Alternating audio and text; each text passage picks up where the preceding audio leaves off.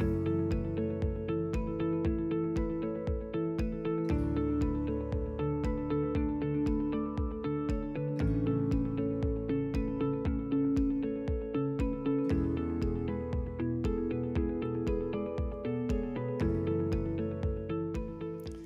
my name is Sandy Sandhaus, Robert A. Sandhaus, if you don't like nicknames, and I entered Stony Brook Medical School with the very first class that was accepted, and spent my medical career and my graduate work at Stony Brook.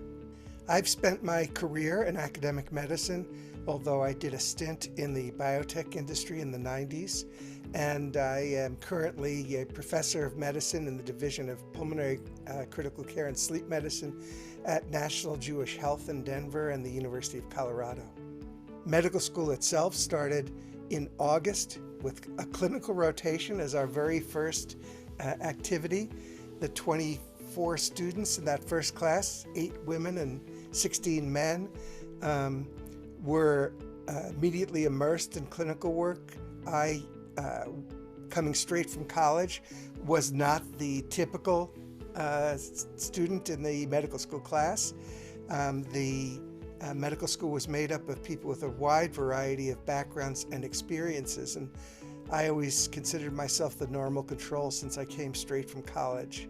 The first years of medical school was a 3-year medical school at the time, although it took me 5 years to finish because I did a PhD at the same time. Finally finished both my MD and my PhD in May of 1976 when I graduated with the 3rd class that Stony Brook had accepted. I wound up in the lab of a faculty member in the pathology department named Aaron Janoff, who basically shaped my entire career for the rest of my life. He had just discovered an enzyme in human white blood cells that's released during activation of the white blood cells. And he sent me to the library to look at what things I might want to look at that summer, and came back and said, I wonder if this has some role in destroying lung tissue. And so he provided me with samples of human tissues to see if his enzyme would attack them, and sure enough, it attacked the lung very, very effectively.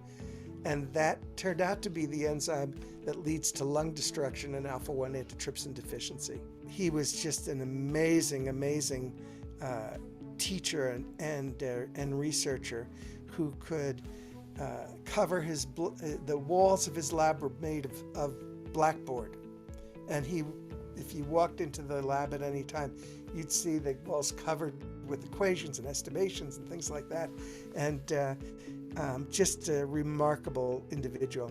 I guess when you go to a new medical school, you have subconsciously this idea that there are going to be new faculty members as well as new medical students starting out at the school, but all of the faculty that we had come from very prestigious medical schools, many of them from the city, from NYU and things like that. And so the presence of experienced faculty was very settling to those of us who were coming to a new place that was still learning what it was going to be doing. The school was small number of students. The faculty was still building. The classes were all held in what we call the Surge buildings on South Campus, which are essentially glorified Quonset huts. They were a little better than that. And that's where the labs were. That's where the faculty offices were for the most part. And we all, 24 of us, sat in a single classroom, blackboards up front, bone boxes and microscopes in the back. And the faculty, we didn't go to the faculty came into that class, taught us, and then that faculty member would leave and the new faculty member would come in.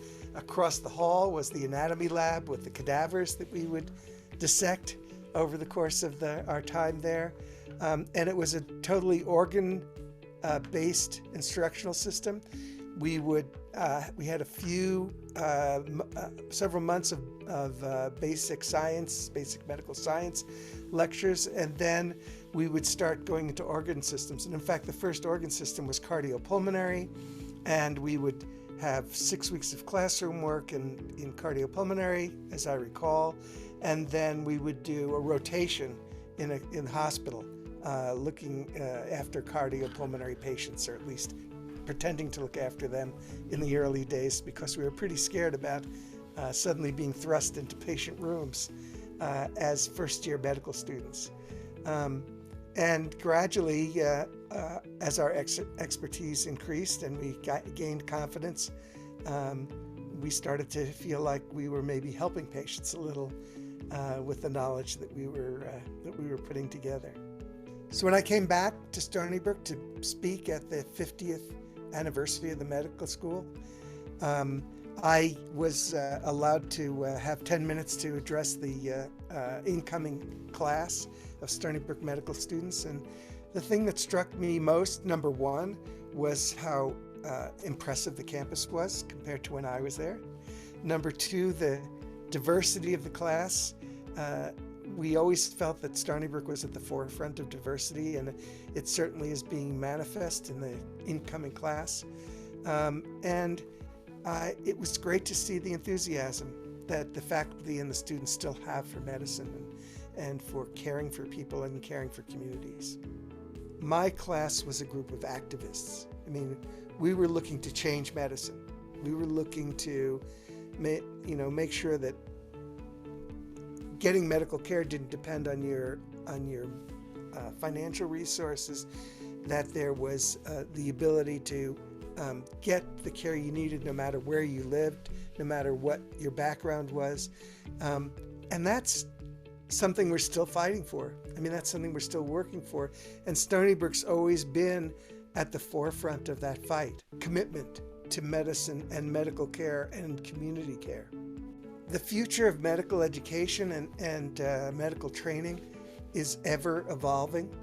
It's been, everyone's trying to find the best way to teach the art and the science of medicine. And Stony Brook is probably one of the better schools at actually articulating that search. It is tough to predict the future. I don't think that I would have believed that I would be doing trials of gene therapy in rare genetic disease, but I am.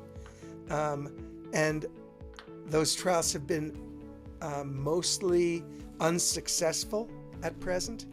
But I think that we will see in the future, and we've seen already in a couple of diseases, that these gene therapies and gene correction techniques may very well be the future of not only genetic diseases, but even common diseases that have a genetic component.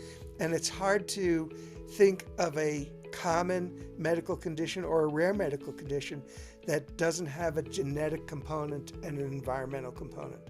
And so one of the things in the future will be working on both the genetics and the environment to try to keep people healthier longer.